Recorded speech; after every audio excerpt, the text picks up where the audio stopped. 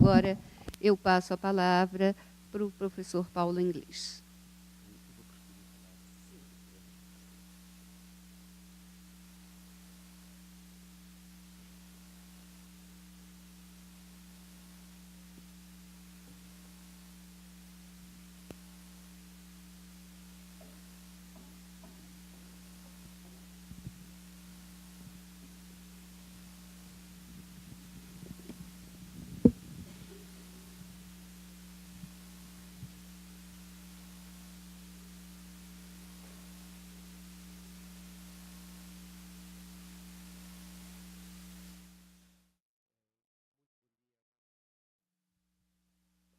Muito bom dia. Ora bem, como já repararam, não sou brasileiro. Apesar disso, espero ser percebido, porque o meu português é de Angola. Então, algumas palavras, se calhar, eu tenho que me explicar para não dar, porque têm significados diferentes. Seja como for, o meu tema é sobre sujeitos e estratégias de empoderamento nos processos migratórios.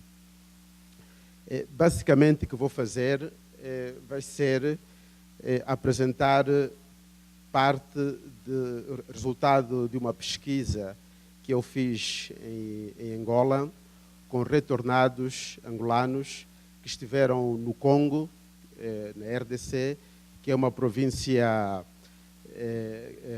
ou seja, retornados que viviam sobretudo na zona do Uíge, que é uma província no norte de Angola e que faz fronteira com a República Democrática do Congo. Portanto, haverá uma parte que será etnográfica, portanto, muito descritiva, e outra parte será mais teórica, isto quer dizer discussão de conceitos e de ideias, e depois voltarei novamente para outra apresentação etnográfica e depois mais uma discussão e uma conclusão. Então, vou integrar entre discussão etnográfica, resultado da pesquisa,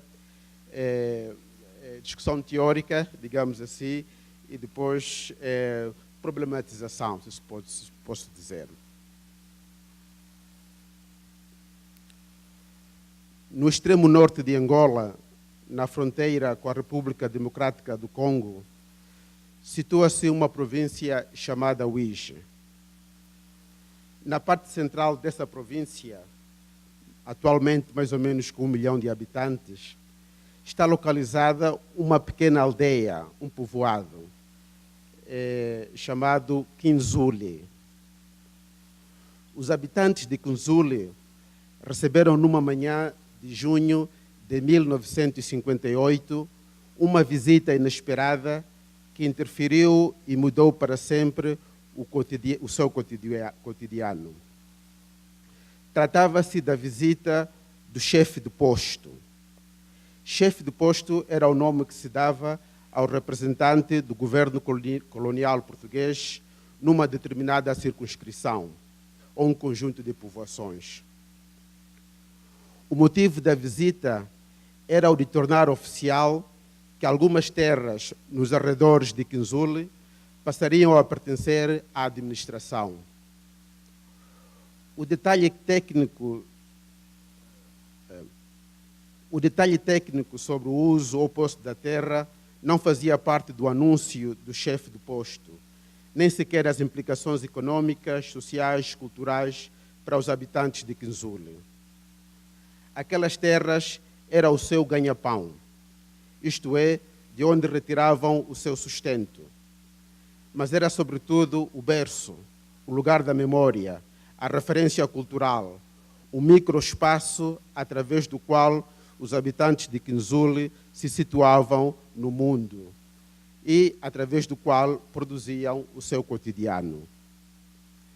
Era também o lugar dos antepassados, o que para o chefe do posto era apenas uma medida administrativa com vista provavelmente a um objetivo econômico, para os habitantes de Kinzuli era a interrupção de um processo histórico e de memórias. Um dos testemunhos desta cena, entrevistado por mim em junho de 2015, disse o seguinte, passo a citar: uma vez vi o meu pai chegar a casa ao meio da manhã. Vinha triste. A terrinha dele, terrinha entre aspas, usava para plantações, tinha agora uma placa a dizer que era propriedade de um outro senhor, um senhor português. Fechar aspas, fechar parênteses. Diante desse cenário, qual devia ser a reação? Houve muitas, certamente. A migração era uma delas.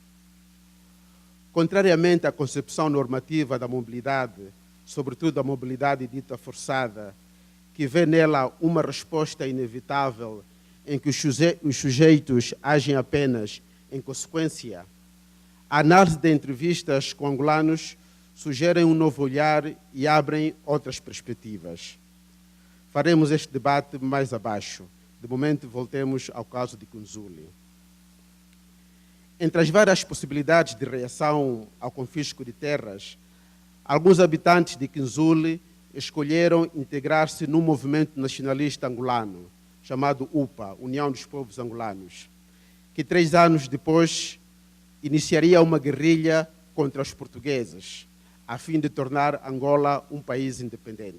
Estamos a falar dos anos do nacionalismo angolano, no final dos anos 50 e 60. A primeira ação desse movimento guerrilheiro foi um levantamento contra os fazendeiros portugueses, porque nesta zona era uma zona de produção de café. Angola chegou a ser, até os anos 70, praticamente o segundo produtor mundial de café. E, portanto, esta zona do Ijo, norte de Angola, era uma zona muito importante. E, então, a partir da segunda metade do século XX, começou um processo de expansão da produção de café. Portanto, o confisco de terra fazia parte deste processo. O resultado, houve um levantamento contra fazendeiros portugueses, usando sobretudo armas brancas. O resultado foram centenas de mortes de fazendeiros portugueses, inclusive mulheres e crianças. Morreram também muitos angolanos trabalhadores das fazendas, conhecidos por contratados. O que os portugueses faziam era contratar angolanos de outra região do país e que viessem trabalhar para a Zona Norte. Como reação, Portugal enviou um exército com armamento pesado e milhares de angolanos foram mortos. Algumas fotografias da época dão conta de cabeças espetadas de negros em paus. Nos 2 casos, houve violência física, mas o acento foi posto na violência simbólica. Não se tratava apenas de eliminar um suposto inimigo, até nem eram inimigos antes, mas o de tornar a violência um instrumento de coerção política e controle social. Esta história continua, mas não vou avançar por aqui, vou apenas retomar alguns elementos mais abaixo. Outra reação dos habitantes de Kinzuli foi a de emigrarem para a República Democrática do Congo.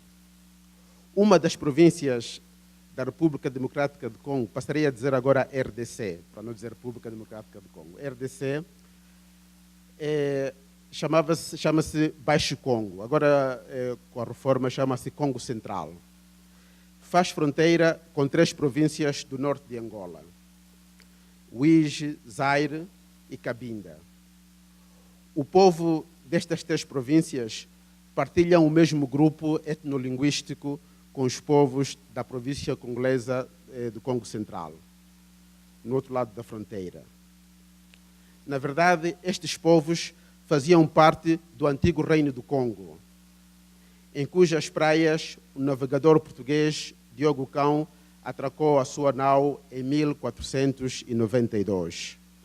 No final do século XIX, e em decorrência da Conferência de Berlim, na qual a África foi repartida, o antigo Reino do Congo foi dividido em 2. Uma parte ficou com os portugueses, a parte angolana, e outra parte ficou com os belgas, a atual RDC. Essa fronteira política não eliminou, contudo, os laços afetivos, culturais, entre os 2 povos situados nos 2 lados da fronteira. Na verdade, ao longo do século XX, há uma mobilidade frequente entre os dois lados. No caso dos habitantes de Kinzule, a decisão de se refugiarem e de o fazerem para a RDC apresenta certos contornos que ultrapassa a simples categoria ou tipologia de imigração forçada. O registro etnográfico, especialmente entrevistas, deu conta de duas reações. Uma, a daqueles que se juntaram ao movimento nacionalista, que lutava pela independência de Angola, e a outra, a daqueles que decidiram ir ao Congo, portanto, cruzar a fronteira. Estas duas reações levantam problemas para a categoria que usamos para definir refugiados. Por exemplo, Emmanuel Marx define o refugiado como uma pessoa cujo mundo social tinha sido perturbado. Marx, em 1990. Digo sempre Marx, mas é outro Marx, não aquele Marx famoso. Essa insistência na definição do estatuto de um indivíduo através da sua origem já tem tradição nos estudos sobre migração. Lisa Malki diz, por exemplo, que durante muitos anos, nos estudos sobre mobilidade, persistiu a ideia de que os movimentos migratórios eram o resultado de uma anomalia estrutural, que podia ser social, política ou econômica. O tal mundo perturbado de que falava Emmanuel Marx. Alguns estudos procuram a causa da migração forçada, os motivos ou os contextos. O substrato conceptual desta ideia é, no fundo, a anomalia. O refugiado é supostamente o desenraizado, não é? O uprooted, que já vem dos estudos clássicos sobre migração. E essa linguagem, essas metáforas e imagens, isto é, a anomalia do desenraizado, foi transposto para a administração, mas que, em minha opinião, obscurece e, em vez de esclarecer, o fenómeno da migração. A administração é chamada, às vezes, a ser como uma espécie de terapeuta, em vez de ser um construtor de políticas públicas. O pressuposto teórico é que um indivíduo receba a sua dignidade como pessoa enquanto estiver ligado a uma nação, a um Estado ou a um município, e que a deslocação torna o indivíduo vulnerável. Mas, ao tentar resolver o problema, a administração, de facto, desenvolve uma espécie de tecnologia do cuidado e do controlo, que funciona como uma tecnologia de poder, mesmo que o objetivo seja, aparentemente, corrigir uma anomalia legal. Isso depois vamos discutir mais tarde, porque ontem chamou-me a atenção essa discussão na apresentação, a ideia de que a administração, ao tentar criar, digamos, mecanismos legais para tratar dos migrantes, parece que ainda tem esse substrato, não é? Tal, o migrante como um problema, como uma anomalia. E então, por exemplo, aquela ideia de dizer que a lei ficou 2 anos ou 3 anos para ser resolvida, esta ideia de isto é uma maneira simbólica de exercer um poder, não é? É sobre uma população. Depois também alguém falou assim, eu acho que foi por lapso, os direitos humanos dos imigrantes, não é?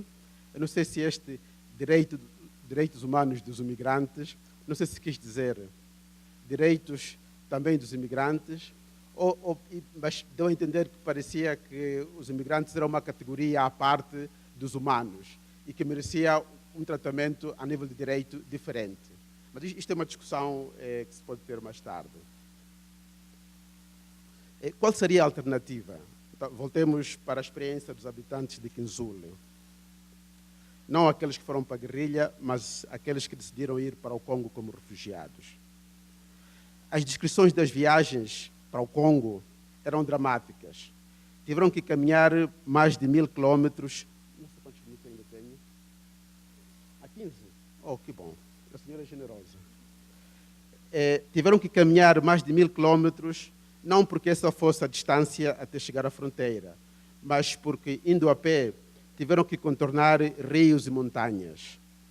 Alguns caminhos tinham que ser percorridos durante a noite para escapar da perseguição dos soldados portugueses, nesse caso. O mesmo se podia dizer de cozinhar para não levantar fumaça e para não chamar a atenção. Algumas vezes, as mulheres e as crianças tinham que ir em grupos separados, como uma forma de proteção do grupo. Quando chegaram ao Congo, foram acolhidos por organizações internacionais, inclusive a Cruz Vermelha. Não foram viver para um campo de refugiados, como aconteceu com os angolanos que se refugiaram na Zâmbia. De facto, Angola é uma espécie de um quadrado, não é? Portanto, alguns foram para o norte e os de leste foram para a Zâmbia, que é o país que faz fronteira na zona leste com Angola. No Congo, eles eram angolanos, mas também eram bacongos. Bacongo é o grupo etnolinguístico desta zona, portanto, que englobava, tal como disse anteriormente, esta parte norte de Angola e esta parte central do Congo. O falar Kikongo, portanto, a língua local da região, ajudou a integração. Também ajudou, segundo a nossa pesquisa, o facto de, nesse momento, ter havido um boom industrial que absorvia a mão de obra migrante. Nas entrevistas, ressaltou-se que muitos angolanos foram acolhidos por familiares que já residiam no outro lado da fronteira, o que nos fez deduzir, e mais tarde comprovamos, que já havia uma tradição de imigração entre os dois lados. Portanto, a fronteira, digamos, a fronteira política que foi construída para separar as duas, digamos, que esteve na base da construção dos dois países, o Congo e Angola, dividiu, de facto, inclusive aldeias, não é? Dividiu aldeias e alguns ficaram do outro lado de Angola, outros do Congo. Mas eles não, quer dizer, apesar de terem passado quase 100 anos, esta divisão não eliminou a vivência, digamos, secular entre os dois povos. Depois aqui é que vamos entrar, digamos, no fulcro do debate. Nos anos seguintes, houve novamente processos bruscos de ida e volta. Por exemplo, em 1975, quando foi proclamada a independência de Angola, muitos angolanos que viviam no Congo regressaram a Angola. Eram, portanto, retornados. Mas, depois da independência, começou uma guerra civil, na qual se opunham o partido do governo, o MPLA, contra a UPA-FNLA, que era, portanto, um movimento que tinha surgido nesta região norte. Os angolanos dessa região, com receio de sofrerem represálias por parte do partido do governo, decidiram partir novamente para o Congo. Em 1991, houve um acordo de paz assinado entre Angola, não mais com a FNLA, porque entretanto se desfez, mas com outro movimento guerrilheiro, a UNITA, que combatia o governo angolano. Este acordo implicou uma mudança de regime, que era até então de regime de sistema único, partido único, e abriu-se para a democracia. O partido do governo ganhou as eleições e o outro, a UNITA, perdeu, que não aceitou o resultado das eleições e o país voltou à guerra até 2002. Portanto, de 92 até 2002 passaram-se 10 anos e houve novamente uma guerra civil. E houve outro movimento de ida para o Congo. Portanto, estamos a ver que houve, durante o século XX, este processo de ida e vinda. A partir de 2002, começou então o grande retorno de angolanos que estiveram no estrangeiro durante os anos de guerra. No entanto, alguns congoleses tinham também entrado em Angola, na zona leste, nas províncias das Lundas, conhecida pelos seus jazigos diamantíferos. Portanto, Angola, além de ter café, petróleo, tem muito diamante, e sobretudo nesta zona leste. Então, alguns congoleses, não os do Congo Central, portanto os Bakongo, mas os que fazem fronteira também com Angola, mas um pouco mais para o leste, entraram por Angola e faziam, não sei se aqui usa a palavra garimpo, que é essa exploração diamantífera artesanal ou informal, e, portanto, tinham entrado milhares. E depois dos acordos de paz, o que aconteceu foi que o governo angolano decidiu expulsar estes congoleses que faziam este trabalho, porque diziam que estavam a prejudicar a economia e tudo isso. E eles foram expulsos de uma maneira dramática, quer dizer, houve mortes, inclusive, houve violações, estupros, né, de mulheres.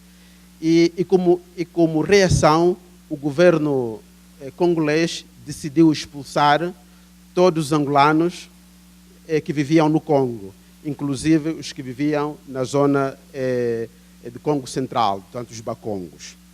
Então, a minha pesquisa, de facto, incidiu sobre estes retornados, os que foram compulsivamente expulsos, digamos assim, do Congo para Angola, em 2009, e depois os que foram chegando voluntariamente, entre aspas.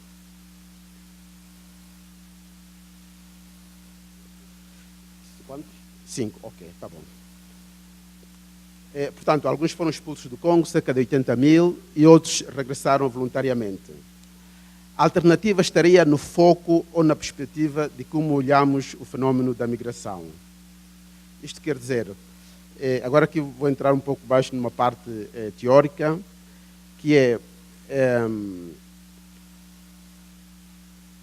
a ideia de conceber a imigração no sentido da sua causa, aquilo que provoca, pode nos levar a conceber o migrante. Não vou entrar agora em categorias, se é forçado, se falo migrante assim no sentido abstrato, sei que tem nuances. Faz-nos conceber o migrante de acordo ou segundo o grau problemático da sua origem.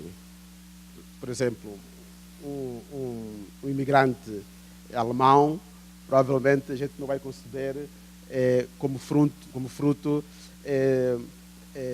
de uma dificuldade do lugar, não é? Mas um haitiano, a gente vai procurar a causa, né? Por que ele veio. É claro que também há chamado os imigrantes com posse, mas a tendência é por causa de vermos a migração como um problema, a ideia é sempre virmos na origem.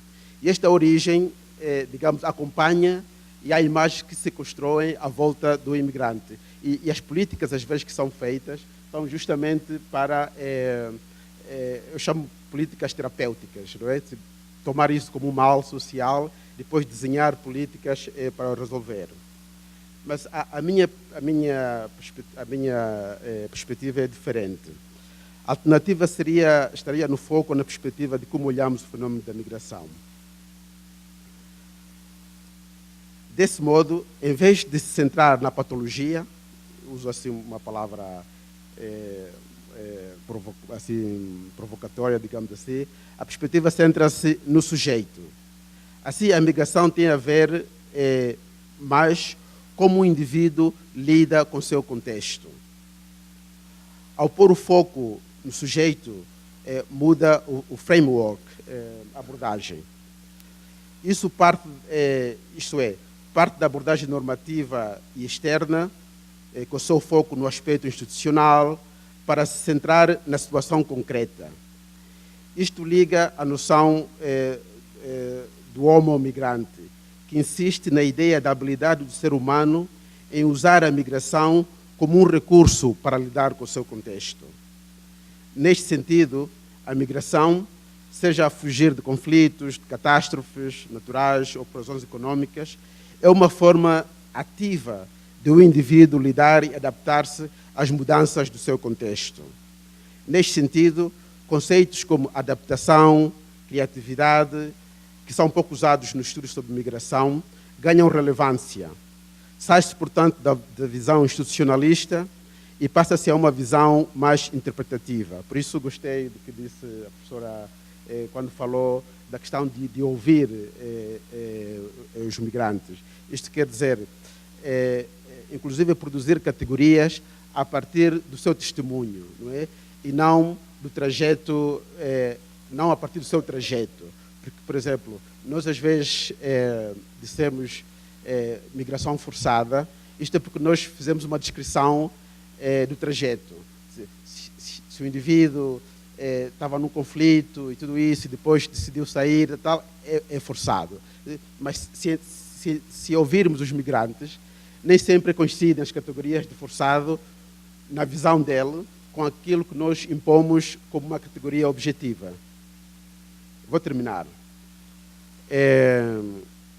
Vou terminar e vou precisar de 3 minutos. Pode ser? Ok. Esses 3 minutos é para contar um caso concreto de intervenção de trabalho com retornados. Eu publiquei isso na revista na Remo, portanto, sobre um trabalho que fazem as missionárias calabrinianas em Angola. Portanto, esse grupo que voltou para Angola a partir de 2009, várias pessoas, milhares de pessoas, e estas pessoas, ao chegarem em Angola, não tiveram aquela recepção institucional. Por exemplo, muitos no Congo tiveram a possibilidade de estudar, porque o Congo teve um bom sistema de educação, não é, belga, e que permaneceu mesmo depois da independência. Portanto, na área de políticas públicas, mesmo engenharia, serviço social, enfermagem, eles eram muito bons, tipo anos-luz dos angolanos. Portanto, eles regressam para Angola, e Angola não tinha infraestruturas para absorver esta mão de obra qualificada. Então, muitas senhoras, sobretudo mulheres, tinham que sobreviver, porque muitas eram responsáveis de famílias. Então, passaram a vender em mercados informais, nós chamamos praças, não é?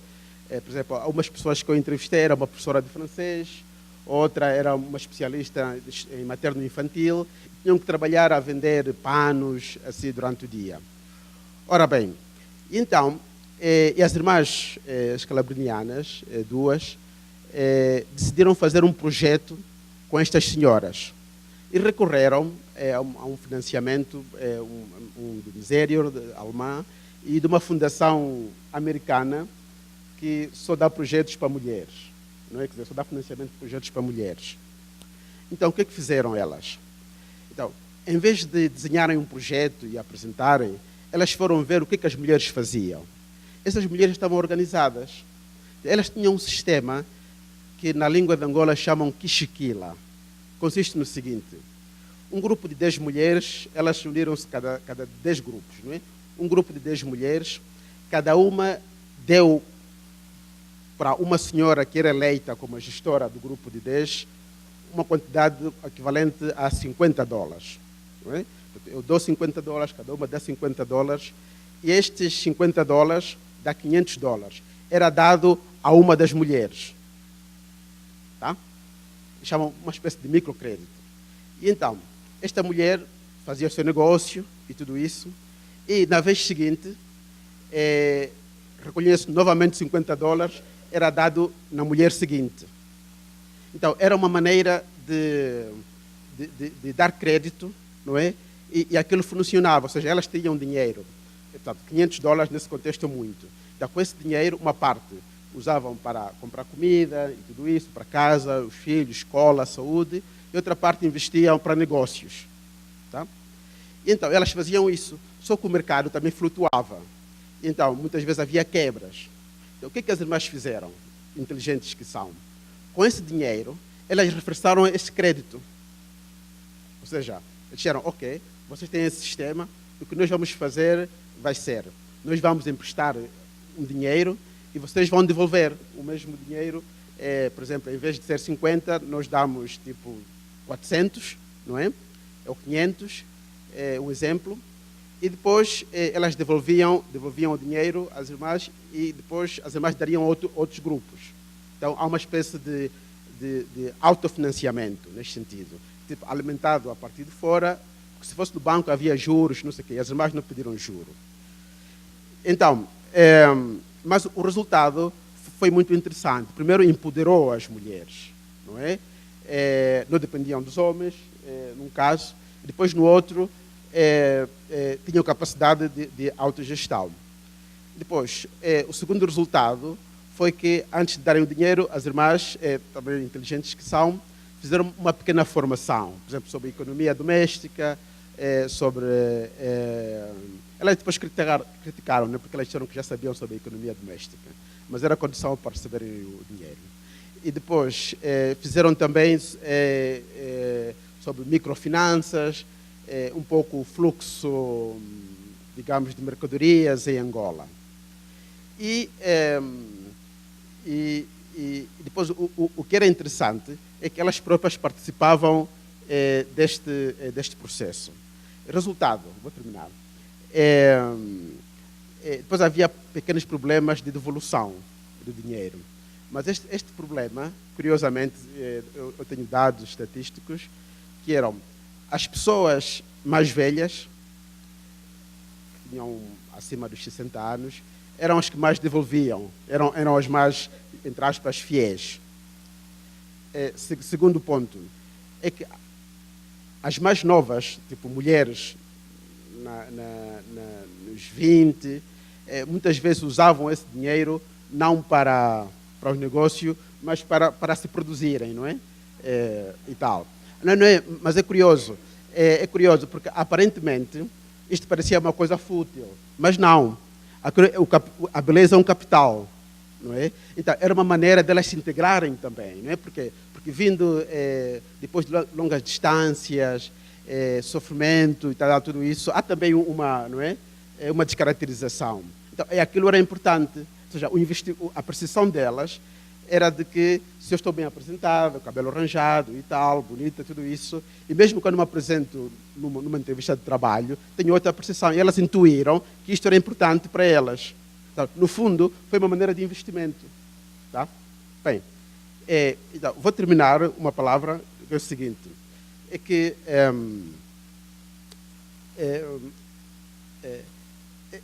a importância